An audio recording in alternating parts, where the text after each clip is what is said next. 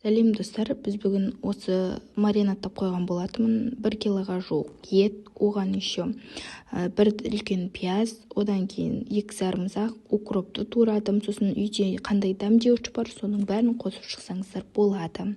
Маринадтап осылай қойып қойымыз керек. 10-20 минут, 15-30 минут, немесе 15-20 минут қойсаңыздар да болады.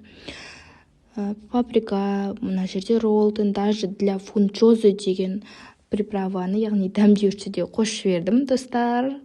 Яғни дәмді болу үшін барынша тырысамыз. Және де 20-22 дана мен картошка арасында кішкентай картошкалар де болды. Осылай турап суға салып қойдым, чтобы қарайып кетпеу үшін. Осылай қойып қойдым, достар. Міне екеуі бізде дайын тұр. Осы маринадталып тұр.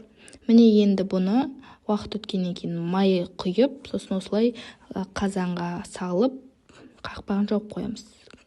Асқабақты да кішкентай алып осылай тураймыз дағыны. Оған шекер қосып жібереміз, себебі ол асқабаққа ерекше дәм береді. Және де асқабақтың дәмі өзі тәтті болып шығатын болады. Жақсылап араластырамыз. Осылай кішкене асқабаққа кішкене өз қалауларыңызбен шекер қосып жіберсеңіздер болады. Осылай жақсылап араластырамыз, достар.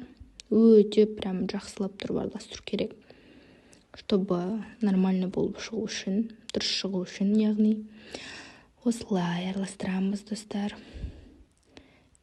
Осылай жүрек сердечко істеп жіберу керек. Осылай содан кейін тамаққа саламыз жаңағы асқабақты жақсылап тұрып и араластырамыз.